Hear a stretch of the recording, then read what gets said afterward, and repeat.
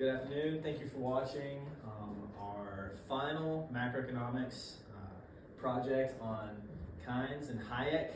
My name is Idle Henry, and I did this project with Mia Aguilera and Gage Wigton, and we're going to be going over who they were, what they did, some of the policies that they thought of to improve the economy, and then some issues like stimulation and savings in the economy.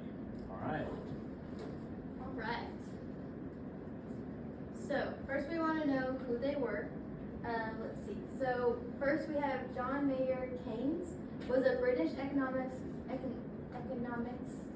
widely regarded as one of the most influential economists of the 20th century. He accomplished founding Keynesian economics, a school of thought that was revolutionary theory and policy. And then we have Frederick August von Hayek, was an Australian-British economist, a legal scholar as well as a political philosopher who defended classical liberalism and free market capitalism. And then Hayek's work often contradicted and sharply coincided with Keynes's just theories that he came up with, making him a central figure in the role of government and economy. All right, and then for each of them, what were they known for and what did they do? Keynes came up with the general theory. It was his most famous work. His book challenged classical economics, which held that markets are self-regulating and naturally return to full employment. It also provided a reasonable explanation of what went wrong during the Great Depression and how it could be prevented in the future. Also, Keynes had a huge impact on modern macroeconomics.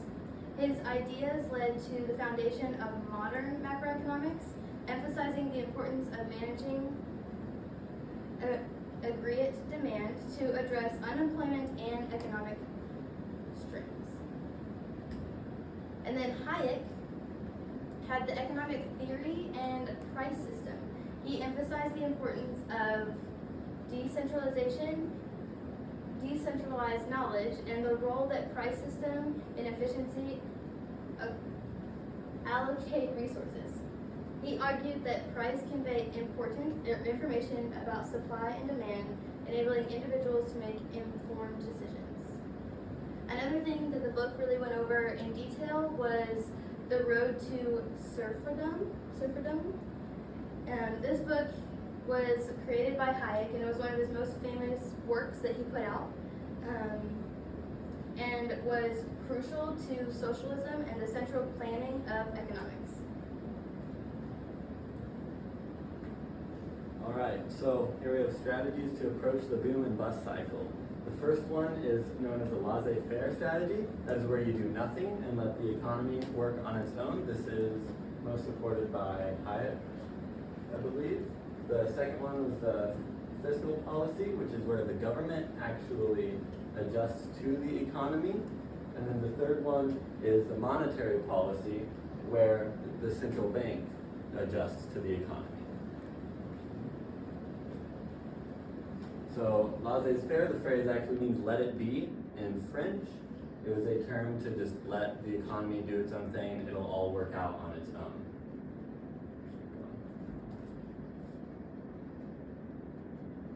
So fiscal policy is a tool used by the government. This is where the government influences how money gets spent and how money gets used in the economy. The government can put more money into the economy to raise up the growth of that economy, or they can take money out of the economy to slow down the growth during booms or busts to counteract that. They do this by increasing and decreasing taxes and by increasing their own government spending. And then monetary policy is used by the central banks. They do this to increase or decrease how people spend their money. By lowering interest rates, they encourage people to take loans and invest. That brings up the economy in a bust, or they will increase their interest rates, which makes people less likely to invest money, and that lowers economic activity during a boom.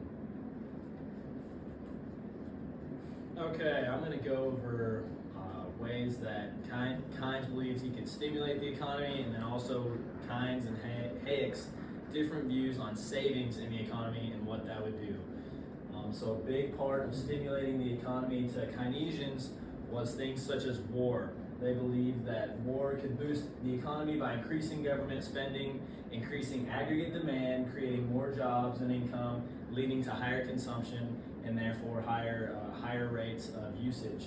They also believed that when the government would spend money on military equipment, it would stimulate production and create more jobs and income opportunities. And during a recession like the Great Depression, where Keynes was greatly influenced by his beliefs and thinking, they could use many resources that were not being used for war-related processes like production and using resources to build the military equipment. And then in savings, Keynes believed in something called the paradox of thrift. He said that savings encourages individuals to be more frugal, and when they spend less, the overall demand decreases, leading to lower production and higher unemployment. And also, that aggregate demand drives the economy, and so when people spend less, aggregate demand falls, leading to economic recession.